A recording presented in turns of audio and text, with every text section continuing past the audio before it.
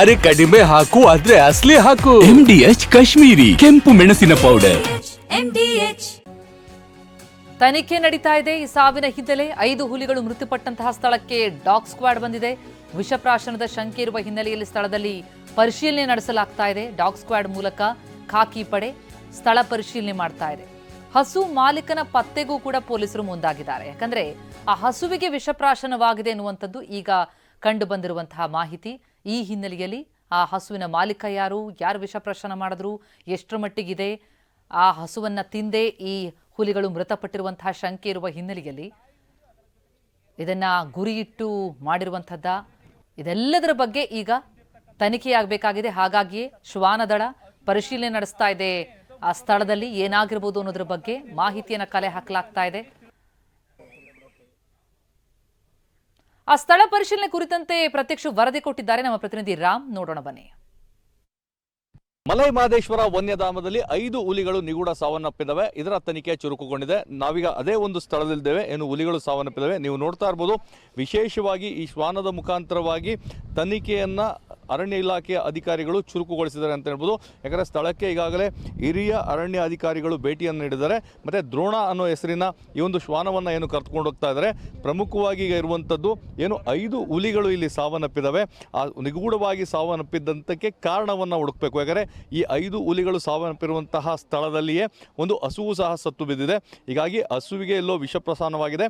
ಆ ಒಂದು ವಿಷಪ್ರಸಾನವಾದಂತಹ ಹಸುವನ್ನು ತಿಂದು ಈ 5 ಹುಲಿಗಳು ಸಹ ಮೃತಪಟ್ಟಿರಬಹುದು ಅನ್ನೋ ಶಂಕೆ ವ್ಯಕ್ತವಾಗಿದೆ. ಇದೇ ಕಾರಣಕ್ಕಾಗಿ ಮೊದಲಿಗೆ ಆ ಒಂದು ಹಸುವಿನ ಮಾಲೀಕರೇನಿದ್ರೆ ಅದರ ಒಂದು ಪತ್ತೆ ಹಚ್ಚುವಂಥ ಕೆಲಸವನ್ನು ಪ್ರಮುಖವಾಗಿ ಮಾಡಬೇಕಾಗ್ತದೆ. ಹೀಗಾಗಿ ಶ್ವಾನದ ಸಹಾಯದಿಂದ ಅದನ್ನು ಪತ್ತೆ ಹಚ್ಚುವಂಥ ಕೆಲಸಕ್ಕೂ ಸಹ ಈಗ ಅರಣ್ಯ ಇಲಾಖೆ ಅಧಿಕಾರಿಗಳು ಮುಂದಾಗಿದ್ದಾರೆ. ಅಂದರೆ ಮಾನವ ಕಾಡು ಪ್ರಾಣಿಗಳ ಸಂಘರ್ಷ ಇಲ್ಲಿ ನಿರಂತರವಾಗಿ ಏನು ನಡೀತಾ ಇರ್ತದೆ. ಈ ಒಂದು ಸಂದರ್ಭದಲ್ಲಿ ಇಂತಹ ಒಂದು ಘಟನೆಗಳು ನಡೀತದೆ. ಆದರೆ ಇದೇ ಮೊದಲ ಪ್ರಕರಣ ಅಂತ ಹೇಳ್ಬೋದು. ಈ ರೀತಿಯಾಗಿ ಒಂದಲ್ಲ ಎರಡಲ್ಲ ಬರೋಬ್ಬರಿ 5 ಹುಲಿಗಳು ಒಂದೇ ಸ್ಥಳದಲ್ಲಿ ಸಾವನ್ನಪ್ಪಿರುವಂಥದ್ದು.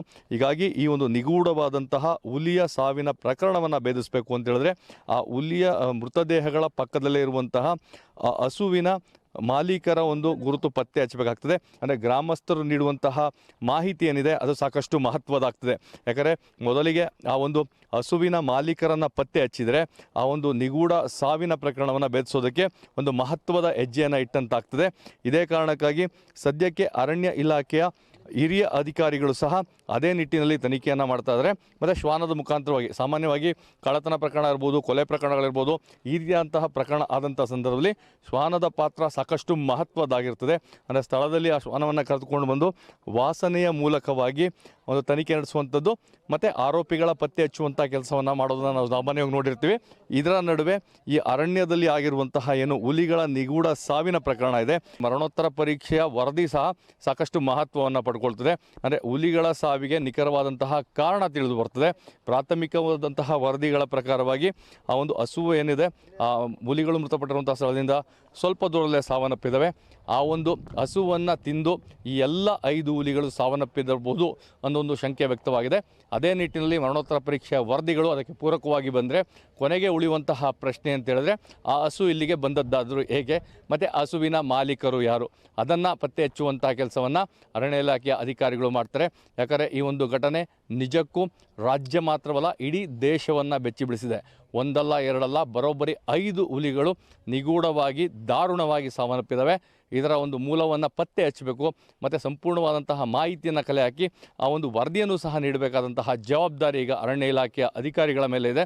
ಇದೇ ಕಾರಣಕ್ಕಾಗಿ ತನಿಖೆ ಈಗಾಗಲೇ ಚುರುಕುಗೊಂಡಿದೆ. ಕ್ಯಾಮ್ರಾ ಪರ್ಸನ್ ಮಧು ಜೊತೆ ರಾಮ್, TV9 ಚಾಮರಾಜನಗರ. MDH ನ ಕಿಚನ್ ಅಲ್ಲಿದ್ರೆ ನಾವು ಎಲ್ಲವನ್ನು ಮಾಡಬಹುದು. ಬೆಂಗನ್ಕ ಬರ್ತಾ, ಆಲೂ ಗೋಬಿ, ಭಿಂಡಿ ಮಸಾಲಾ, ಇನ್ನೂ ಬಹಳಷ್ಟು. MDH